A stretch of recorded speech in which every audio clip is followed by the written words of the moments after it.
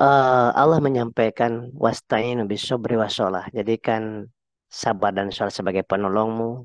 Maka di sini Allah menitipkan saran dan pesan bahwa ketika kita sedang kebingungan, kebimbangan, di situ ada sabar. Di situ ada orang sabar itu bukan diam, tetapi sabar itu maksimal usahanya tetap maksimal usaha, prospeknya masih tetap usaha, ya kan? Kemudian kita juga kadang-kadang prospek bukan dari PT Base yang munculnya, tetapi malah dari rezeki dari segi yang lainnya. Kita harus yakin itu bahwa kita yakinnya kepada Allah itu pertolongan Allah itu tidak harus kita misalkan menanam padi di sawah A sini harus panennya di sawah A. Seringkali petani nanam yang di sini sekarang tanam, kemudian kena wereng semua, kena hama semuanya, nggak kepanen. Justru yang panen adalah apa jagung yang ada di kebun yang agak jauhan. Nah, itu ini pertolongan Allah dari kesabaran kita. Tapi kalau kita berprasangkanya seperti dengan manusiawi, apa dengan kalimat manusiawi, wah saya udah capek-capek, pupuk mahal, ini mahal, gaji orang, kok ini kena hama. Tapi kalau kita berpikirnya secara universal, maka Allah memberikan rezeki di setiap tempat dimanapun yang Allah kehendaki dan tanpa disangka-sangka. Yang penting yang kedua adalah wa may apa namanya? Wa may yattaqillah yaj'al lahu makhraja wa yarzuqhu min haitsu la yahtasib. Dan siapa yang bertakwa, takut kepada Allah, taat kepada Allah, berharap kepada Allah, itu Allah akan memberikan jalan dari setiap kesulitan. Itu janji Allah. Dan yang kedua akan memberikan rezeki dari yang tidak disangka-sangka. Menyangkanya kita rezeki itu dari prospekan dari PTBS, malah dari kita ngejualin tanah orang misalkan menjadi makelar, dapat rezekinya dari situ. Makanya kita tetap lapangkan, luaskan hati kita, luaskan niat kita. Ketika kita di PTBS pun kita tetap ya Allah berikan rezeki dari berbagai macam apa penjuru yang halal yang berkah.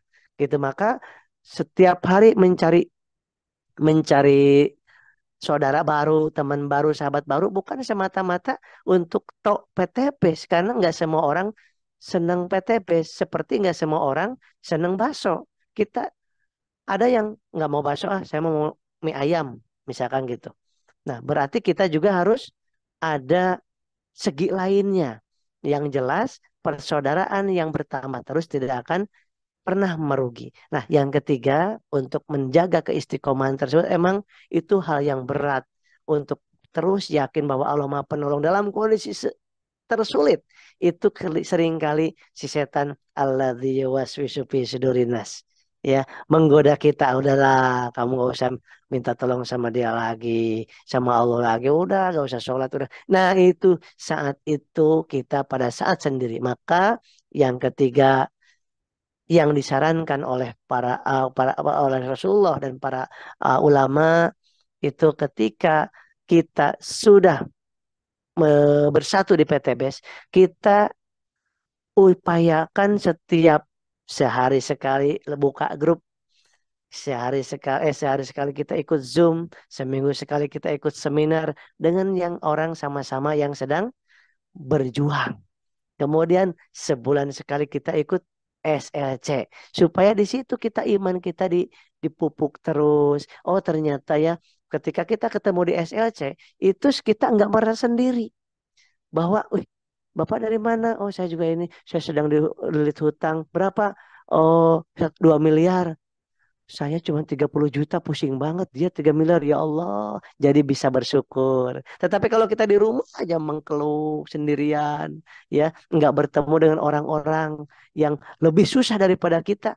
Kita tidak timbul rasa sabar dan syukurnya di situ.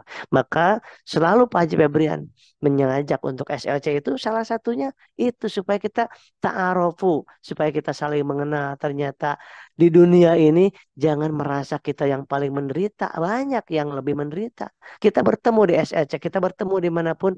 Oh, Saya kira hutang saya 1,3 miliar waktu itu paling gede. Ternyata ada yang 9 miliar, ada yang 20 miliar. Waduh, Masya Allah, gimana itu bayarnya?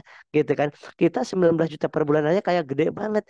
Memang betul, ketika kita sedang kesulitan, maka tidak ada yang bisa memudahkan kecuali Allah. Dan ketika semudah apapun hidup kita, itu kalau Allah ingin menyulitkan, pasti disulitkan hati kita. Ya, di dalam surat Al-Imran Allah sampaikan, Qulillahumma malikal mulki tu'til mulka man tasha wa tanzi'ul mulka mimman tasha wa tu'izzu man tasha wa tudhillu man tasha biadikal khair innaka ala kulli syai'in qadir. Allah, kita harus yakin di sini Bapak Ibu yang dimuliakan SWT, Allah sangat sanggup dan kuasa dan sangat mampu memberikan kekuasaan kepada kerajaan kepada siapa aja yang dikehendakinya, kapan saja. Di diduga atau tidak diduga. Allah mampu dan sangat sanggup kapan saja dan mencabut kerajaan, kekuasaan dari siapa aja kapan saja. Dan Allah sangat mampu dan sanggup, harus yakin bahwa Allah sangat mampu dan sanggup memuliakan siapa saja yang dikehendakinya. Dan Allah bisa banget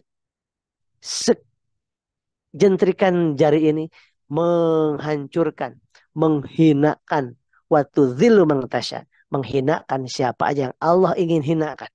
Dibuka aja aibnya, hina terus. Dibikin tsunami, hancur semuanya. Tapi kalau Allah mau memberi sesuatu kepada seseorang dengan sangat simpel dan mudah. Terus waktu zilu mengtasya, biadikal khair, dalam kekuasaan Allah lah segala kebaikan.